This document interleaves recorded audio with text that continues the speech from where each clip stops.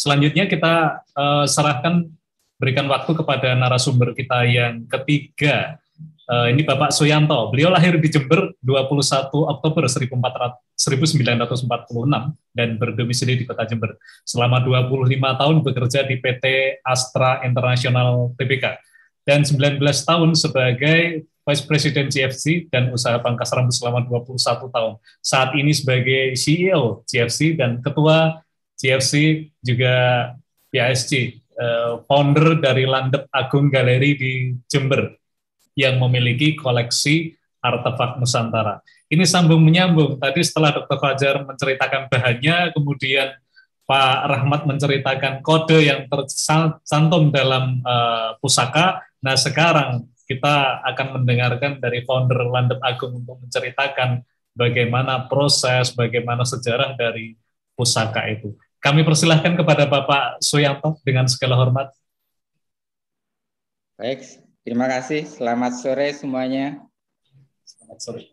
Salam hormat pada narasumber, moderator, yang seluruhnya merupakan pembicara-pembicara yang melihat dari berbagai sisi ilmu dan pengetahuan, yang menurut saya berat tapi sangat berisi banget, sehingga sangat menambah wawasan saya. Nah, saya sebagai dalam hal ini adalah pengkoleksi dari barang-barang yang artefak meteorit yang dipamerkan pada hari ini.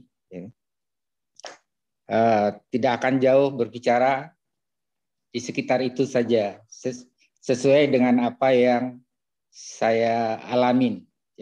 Jadi saya akan bicara ringan-ringan saja. Saya sebenarnya mengkoleksi barang ini belum lama. Kurang lebih mulai dari sekitar 4 tahun yang lalu. Pada awalnya saya memang tidak bermimpi, bahkan juga mungkin tidak membayangkan bahwa akan mengkoleksi barang-barang meteorit ini. Tapi itu berawal pada saat, ya akan saya cerita singkat saja sebelum nantinya saya perlihatkan barang-barang yang dipamerkan. Biar ada bedanya, jadi kalau tadi belum ada barangnya, saat sesi saya barangnya ada. Jadi 4 tahun lalu itu adik saya menghubungi saya, yang intinya adalah minta bantuan agar saya membantu untuk menyelamatkan barang-barang yang menurut evaluasi dari beliau, bahwa barang-barang ini adalah barang-barang karya leluhur kita, nenek moyang kita, yang sangat luar biasa dan perlu diselamatkan. Dan perlu juga untuk nantinya diperkenalkan kepada masyarakat bukan saja nasional tapi juga internasional. Bahwa memang nenek moyang kita itu dulu memang sudah sangat mengenal yang namanya peradaban maju, khususnya di bidang meteorologi. Meteorit lah, di bidang metalurgi maksud saya. Tentu saja saya tidak langsung menerima, tentu saja ya kan. Saya pasti nanya kenapa saya harus membantu dan lain sebagainya. Dan dari apa yang beliau sampaikan kepada saya, bahwa artefak-artefak ini sebenarnya adalah karya-karya yang selama ini kurang banyak dikenal oleh masyarakat luas, utamanya di Indonesia dan di luar negeri. Itu yang pertama. Terus yang kedua, kemunculannya pun juga hanya dalam dekade terakhir ini. Dan yang ketiga adalah bahwa tidak banyak museum, bahkan tidak ada museum-museum baik yang dimiliki oleh perorangan maupun juga dimiliki oleh keraton maupun juga dimiliki oleh negara maupun juga museum-museum dari luar yang memiliki koleksi-koleksi semacam ini. Dan itu memang dia sudah lakukan semacam riset bahkan buku-bukunya yang membahas ya, tentang hal ini, buku literasinya sendiri, dia juga sudah berburu di tingkat nasional dan internasional tuh nggak ada gitu. Artinya ada benda-benda ini memang adalah karya-karya yang selama ini belum dikenal oleh kita. Ada sejarah yang hilang. Dan ini kalau sampai misalnya, ya kan, taruhlah sampai ini lari keluar misalnya, dan akhirnya kita sendiri nggak memiliki bendanya, cuman ceritanya saja, nah ini berbahaya banget. Jadi diharapkan bahwa dengan saya punya ikut peran serta ini, benda-benda ini nanti yang akan dikumpulkan, paling tidak nanti bisa dibuat untuk penelitian-penelitian ya secara ilmiah, pertama. Terus yang kedua, nantinya bisa untuk ya semacam impian untuk mendirikan galeri atau museum di mana masyarakat luas itu bisa melihat, merasakan, bahkan untuk peneliti-peneliti itu sekaligus juga kita sediakan artefaknya untuk diteliti, sehingga apa tuh yang selama ini pertanyaan-pertanyaan yang selalu muncul kita itu ada jawaban yang pasti. Usianya, benarkah usianya ribuan tahun? Terus kapan? Ya. Terus alat ini dipakai untuk apa? Apakah ini sekedar untuk pajangan atau hiasan atau dipakai untuk sehari-hari dan lain sebagainya?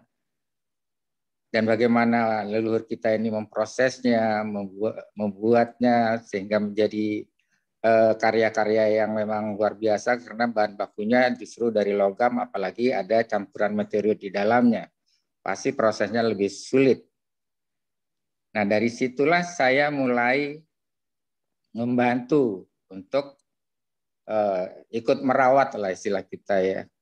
Jadi tidak dengan tujuan untuk apa ya, istilahnya itu dijual untuk kepentingan finansial gitu, tapi lebih kepada ini benar-benar menjadi sesuatu yang bisa dilestarikan dalam jangka panjang. Tujuannya seperti itu. Ya. Nah, dari sini nampak ya kan apa yang kita koleksi, misalnya ini sebuah patung yang beratnya sekitar lebih dari ini, sekitar 40 kiloan, di mana di atasnya terbuat dari meteorit dan bawahnya itu kemungkinan sistem tuang kelihatannya. Ini pun juga demikian. Ini ada ya yang kelihatan ini semuanya bahan bakunya ini dari meteorit ini kelihatan, kan?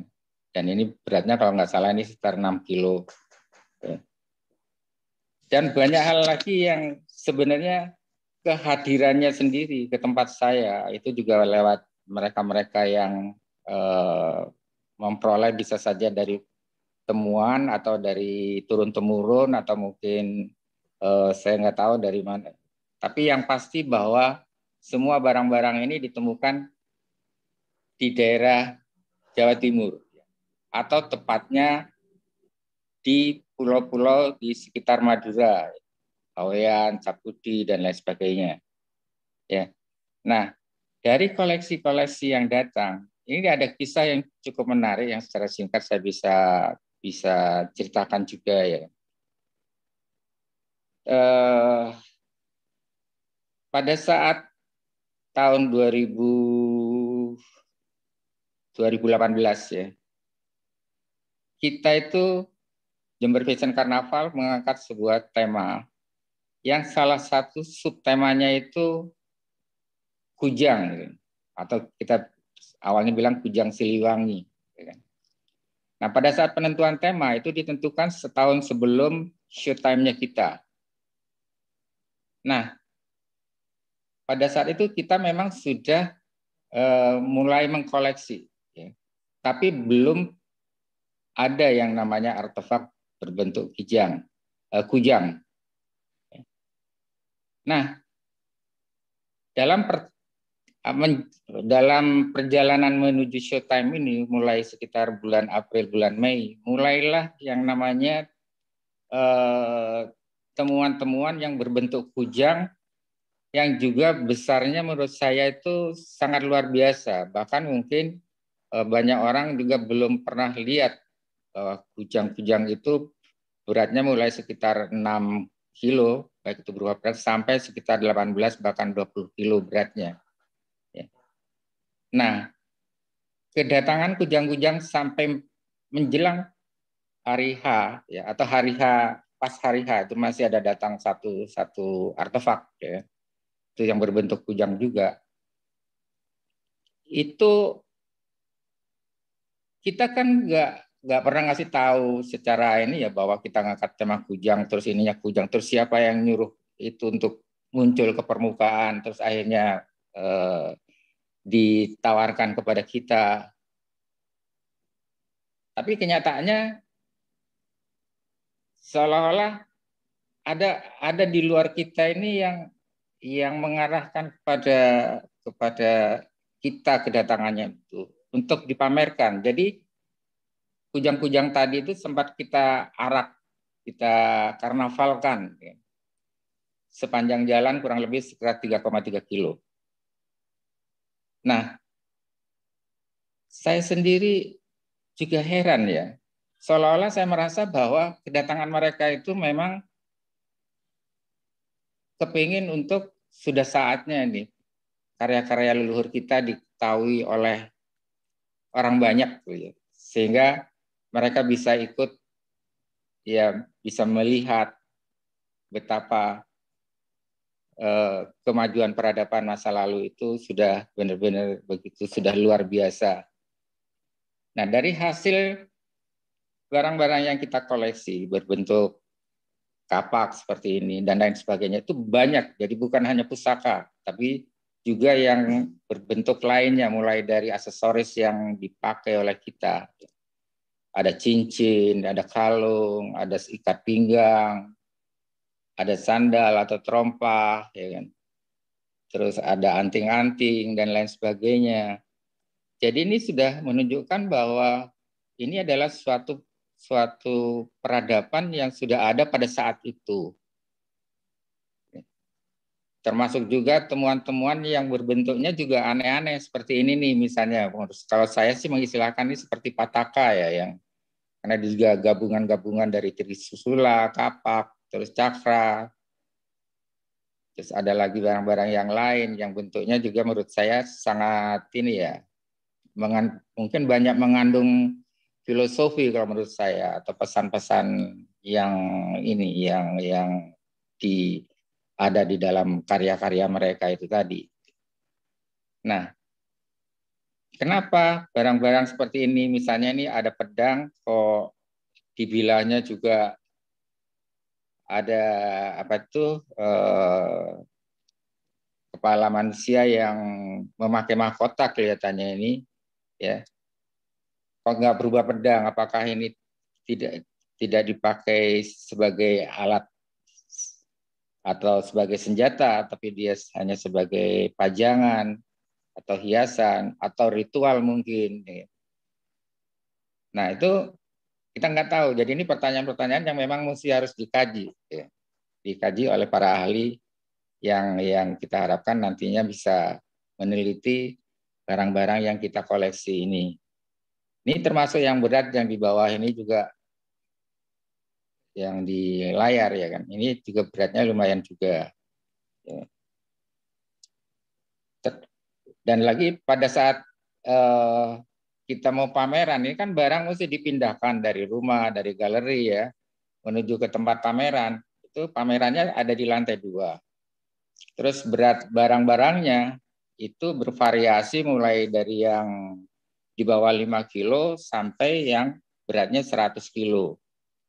Bahkan ada yang hanya satu aja berbentuk menur, itu beratnya 72 kilo, tuh ngangkatnya juga setengah mati ke atasnya itu. Jadi dari barang yang kita pamerkan, itu hampir 60% itu beratnya itu lebih dari 10 kilo. Ya. hampir dari 10 kilo beratnya.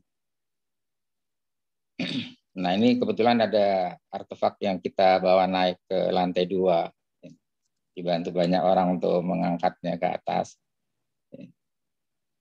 Nah, dari sini sebenarnya kita akhirnya betapa dulu leluhur kita itu pada saat membuatnya, kenapa dibuat besar-besar ke jumbo dan lain sebagainya, tujuannya apa dan lain sebagainya. Ya kan? Apakah dulu juga meteorit begitu banyak dan melimpah sehingga mereka membuat barang-barang juga banyak yang dari sisi ukuran kita anggap itu besar dan berat. Ya. Tapi di satu sisi juga ada yang tidak berat. Misalnya. Tapi ya berat juga sih kalau kayak cincin itu. Satu cincin beratnya 130 gram. Bagi kita 130 gram sebuah cincin itu sudah berat. Nah, di luar beratnya cincin juga. Kebetulan pada saat itu kita ngumpulin ada sekitar 15 cincin. Itu diameternya itu ini apa tuh panjang banget. Jadi kalau dipakai di jari itu benar-benar itu apa ya, longgar sekali. Bahkan kalau kita pakai di jempol kita pun juga itu diameternya masih kegedean gitu. Nah, dari situ disimpulkan kok besar semua. Apakah dulu juga orangnya tinggi-tinggi atau bahkan mungkin ya apa 1,5 atau 2 kalinya kita. Nah, itu juga sudah pertanyaan. Kalau dibuat banyak, apakah iya dibikin untuk ritual atau untuk apa? Itu juga belum jelas juga. Nah, dari sini sebenarnya kita ingin agar barang-barang yang kita kumpulin ini benar-benar bisa dikaji secara menyeluruh ya bagi kita. Karena ini penting banget. Ya.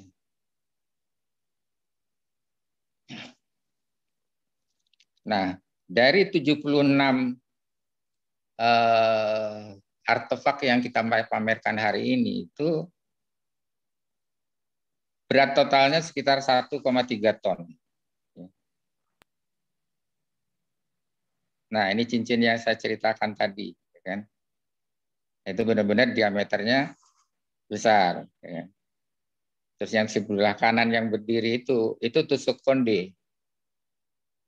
Tusuk konde yang dalam hal ini bukan hanya sekedar untuk apa namanya, untuk menyangga sanggul, tapi dia juga berfungsi sebagai alat untuk bela diri, kelihatannya seperti itu. Itu kalau benar itu tusuk konde gitu, karena kita juga nggak tahu, itu perkiraan kita aja. Ada lagi temuan-temuan yang menurut kita juga timbul tanda tanya, ya kan? Misalnya saja ada artefak yang, nah ini Putri Duyung salah satu contohnya ya kan. Artinya leluhur kita sudah tahu dan sudah mengenal yang namanya legenda Putri Duyung ini. Bahkan bukan hanya Putri Duyung, kita juga punya koleksinya itu saya sebut tuh Putra Duyung ya.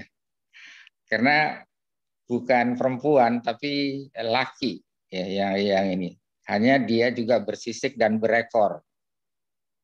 Dan itu pun juga berbentuk lempengan yang beratnya sekitar lempeng relief ya, sekitar antara 50 kg beratnya.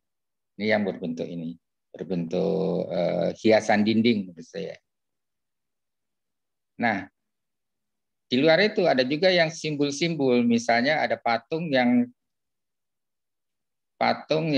ada simbol lingkaran 3 yang kalau mau dicari benang merahnya apakah itu terkait dengan Atlantis atau tidak ya. Tapi simbol itu ada di salah satu patung kita yang beratnya itu sekitar 40-an kilo ya. Dan juga ada simbol 3 lingkaran juga di sebuah mahkota ya, yang beratnya itu 19 kg. Nah, apakah itu terkait juga benang merahnya dengan Atlantis? Kita juga nggak tahu. Memang harus dilakukan penelitian.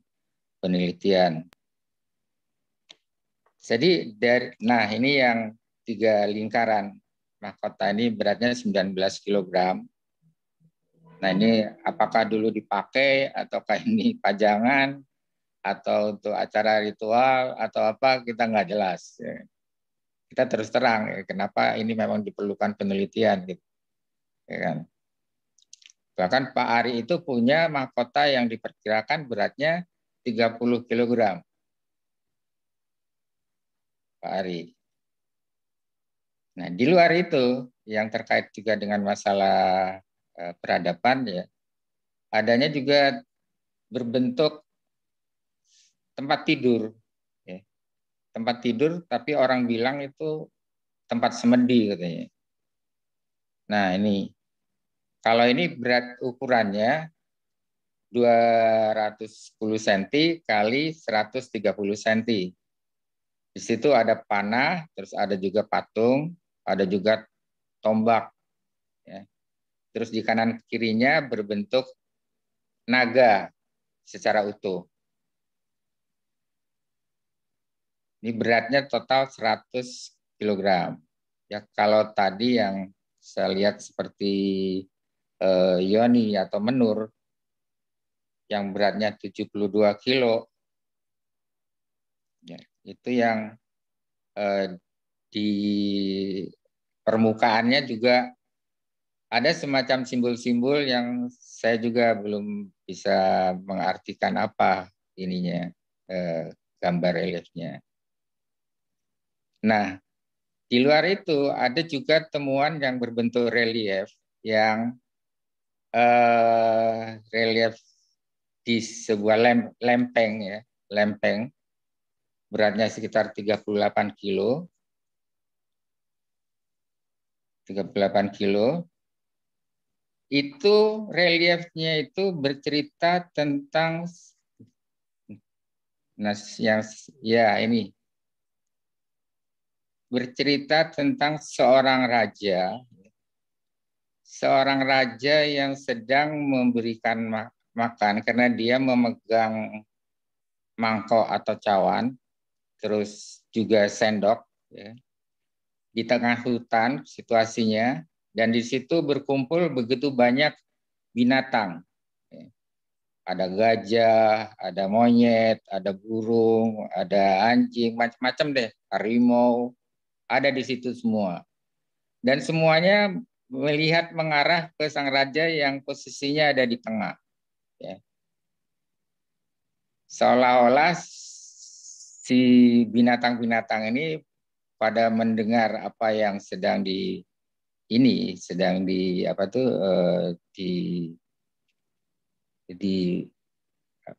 dibicarakan mungkin ya. Dan kalau kita melihat relief ini, kalau interpretasi saya loh ya, kalau interpretasi saya ini, saya jadi teringat ini kisahnya Nabi Sulaiman, yang kebetulan Nabi Sulaiman adalah sebuah sosok yang sangat bisa berbicara dengan bahasa-bahasa binatang. Nah, inilah mungkin cerita tentang Nabi Sulaiman. Apakah itu mau dikaitin dengan zaman Nabi Sulaiman? Saya nggak tahu, karena bisa saja kalau dibuat sekarang bercerita tentang Nabi Sulaiman juga bisa. Artinya tinggal dilihat aja dari sisi uji karbonnya ini usianya berapa gitu kan. Itu dari ini. Terus relief yang satunya juga bercerita juga. Jadi relief-relief ini itu berbicara tentang banyak hal. Jadi yang kebetulan yang satunya ini adalah situasi atau kondisi sebuah negara yang bukan yang ini. Ini baru separuh-separuh nih gambarnya. Ya. Bercerita tentang sebuah peperangan. Jadi sebuah negara diserbu oleh negara lain, sedangkan negara yang diserbu itu melakukan persiapan untuk ya melakukan perlawanan. Dan situasinya adalah situasi ya zaman kerajaan kalau kelihatan, dan senjata-senjatanya pun juga masih bersifat senjata-senjata kayak misalnya trisula ya kan, terus tombak, ya parang. Nih. Nuhun sewu, Ini Bapak beratnya Suyanto. 55 kilo. Maaf Bapak Suyanto, waktu 5 Ya. menit lagi, Nji. Ya, terima kasih. Jadi itu yang banyak banyak hal yang ditemukan oleh kita sebagai orang yang mengkoleksi. Termasuk juga peralatan-peralatan yang mungkin dianggap sebagai perkakas ya, perkakas yang kita temukan itu. Cuman perkakas itu dibuat untuk apa itu nggak jelas ya. Dan tinggal harapan saya adalah bahwa dengan apa yang kita presentasikan lewat webinar ini maupun pameran bisa menggugah para ahli, dengan demikian juga pemerintah, dan harapannya kita juga dari ahli-ahli dari luar pun juga bisa bekerja sama dengan ahli-ahli dari Indonesia yang sudah sangat luar biasa untuk secara bersama-sama mengungkap berbagai hal yang terkait dengan begitu banyak hal yang kita harus cari jawabannya tentang sejarah kemajuan peradaban leluhur kita di masa lalu. Dan saya harap bahwa itu semua bisa menggugah generasi muda kita juga untuk bangkit ya, menjadi negara yang tangguh dan tumbuh sejajar, bahkan bisa kembali menjadi pemimpin dunia. Ya, saya kira itu dari saya dan terima kasih atas kesempatan yang diberikan. Selamat sore.